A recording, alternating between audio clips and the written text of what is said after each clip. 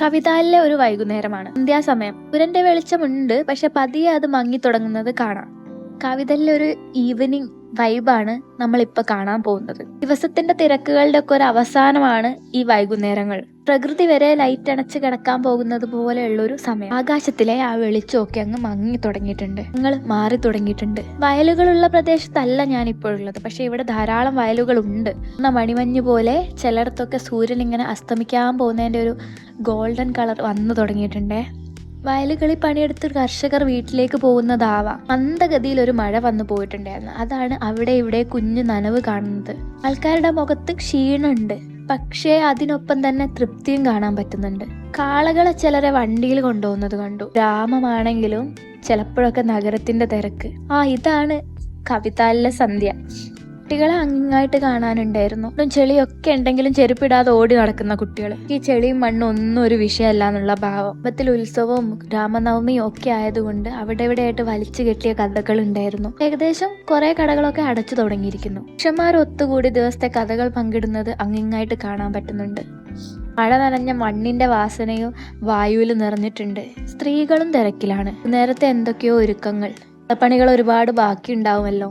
അതും ഇനി വീട്ടിൽ ചെന്നിട്ട് ചെയ്ത് തീർക്കേണ്ടതായിരിക്കും. കാറ്റിന് തണുപ്പുണ്ട്, പക്ഷികളുടെ ശബ്ദവും കേൾക്കാം. രാത്രി പതിയെ ഗ്രാമത്തിലേക്ക് കടന്നു വരുന്ന പോലെ ഇരുട്ടി തുടങ്ങിയിട്ടുണ്ടേ. ദൂരെ ഒരു ക്ഷേത്രത്തിന്റെ മണി മുഴങ്ങുന്നത് കേൾക്കാം. അല്ലെങ്കിൽ ഈ ശബ്ദം ഇവിടെ ഭയങ്കര സുപരിചിതമാണ്. ഒരുപാട് അമ്പലങ്ങളുള്ള സ്ഥലമാണ് കർണാടക. കൂടുതൽ ആഴത്തിൽ ദൈവത്തിനെ കാണുന്ന ആൾക്കാർ. ഇന്ന് നമ്മളൊരു കടയിൽ ചിക്കൻ വാങ്ങാൻ പോയപ്പോഴേ അവർ പറഞ്ഞു ചിക്കൻ കട തുറക്കാൻ പറ്റില്ല എന്ന്. അപ്പം നമ്മൾ ചോദിച്ചപ്പോൾ അവർ പറഞ്ഞ കാരണം അവർക്ക് നോട്ടീസ് കൊടുത്തിട്ടുണ്ടായിരുന്നു. എന്ത് നോട്ടീസാണെന്ന് ചോദിച്ചപ്പോൾ അവർ നമുക്ക് ആ നോട്ടീസ് എടുത്ത് കാണിച്ചു തന്നു. കന്നഡയിൽ എഴുതിയ നോട്ടീസാണ്. നമ്മളത് ട്രാൻസ്ലേറ്ററിലിട്ട് നോക്കിയ സമയത്ത് രാമനവമിയോടനുബന്ധിച്ച് ഒരു തരത്തിലുള്ള അറുക്കലും പാടില്ല എന്ന്. അതുകൊണ്ട് എന്ത് ചെയ്തു, ഇറച്ചിക്കടകളെല്ലാം പൂട്ടിയിടണമെന്ന് അവർ പറഞ്ഞു പോലും, നോട്ടീസ് കൊടുത്തിട്ടുണ്ട് പോലും. വൈദ്യുതി വിളക്കുകൾ ഒന്നൊന്നായിട്ട് ഇപ്പം തെളിയായിരിക്കും. ഇരുളിനുള്ളിൽ ചെറിയ പ്രകാശങ്ങൾ പോലെ ഇപ്പം എല്ലാ വൈദ്യുതി വിളക്കും തെളിയും എന്ന പ്രതീക്ഷയിലാണ് ഞാൻ. കാരണം ഇരുട്ട് നല്ലോണം ബാധിച്ചു തുടങ്ങിയിട്ടുണ്ട്. ആകാശത്തെ നക്ഷത്രങ്ങൾ ഇപ്പം തെളിയുമായിരിക്കും. ഞാൻ നടക്കുന്നത് ഒരു നഗരത്തിലൂടെ ആണെങ്കിലും ഇതൊരു ഗ്രാമനഗരമായതുകൊണ്ട് നഗരങ്ങളിൽ കാണാൻ കഴിയാത്ത ഒരു പ്രത്യേക സൗന്ദര്യം ഈ ഗ്രാമത്തിനുള്ളതായിട്ട് എനിക്ക് തോന്നാറുണ്ട്. കവിതാലിലെ ഒരു സന്ധ്യയാണിത്. ഇതൊരു കാഴ്ച മാത്രമല്ല എനിക്ക്, ഇതൊരു അനുഭവമാണ് എനിക്ക്. അത് നമ്മളെ എങ്ങനെയാ മന്ദഗതിയിൽ ജീവിപ്പിക്കാൻ പഠിപ്പിക്കുന്ന പോലെ തോന്നും.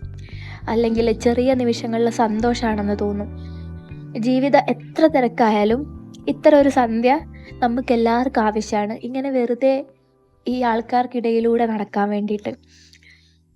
അല്ലെങ്കിൽ കവിതാലിലെ സന്ധ്യകൾക്ക് ഭംഗി കൂടുതലാണ്. സന്ധ്യ പതിയെ രാത്രിയായി മാറും. കവിതലിന്റെ ഭാവവും മാറി തുടങ്ങും. ഇനി കുറച്ചുകൂടെ കഴിയുമ്പോൾ ഈ ദിവസത്തിന്റെ ശബ്ദങ്ങളൊക്കെ ഒന്നൊന്നായി മാഞ്ഞു പോകും. ഇപ്പൊ എങ്ങും ആൾക്കാർ ഇരിക്കുന്നു, നടക്കുന്നു, അല്ലെങ്കിൽ തണുത്ത കാറ്റുണ്ട്, സംഭാഷണങ്ങളുണ്ട്, പഴയ കഥകൾ ഓർമ്മപ്പെടുത്തലും ഒക്കെ അങ്ങോട്ടും ഇങ്ങോട്ടും സമയം പങ്കിടുന്ന സമയം.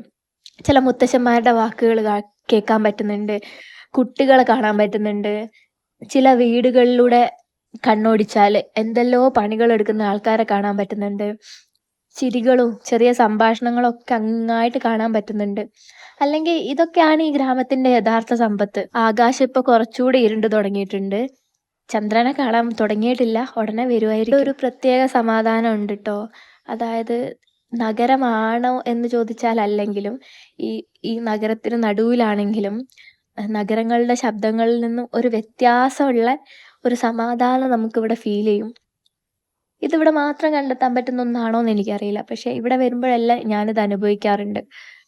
അതായത് ഒരു ദിവസം മുഴുവൻ കഴിഞ്ഞതിന് ശേഷം കവിതാല് വിശ്രമിക്കുന്ന സമയത്ത് നമുക്കും ഒരു പീസ്ഫുൾ അനുഭവമാണ്. അല്ലെങ്കിൽ ഒരു സംഗീതം പോലെ എന്നൊക്കെ പറയില്ലേ, അങ്ങനെ.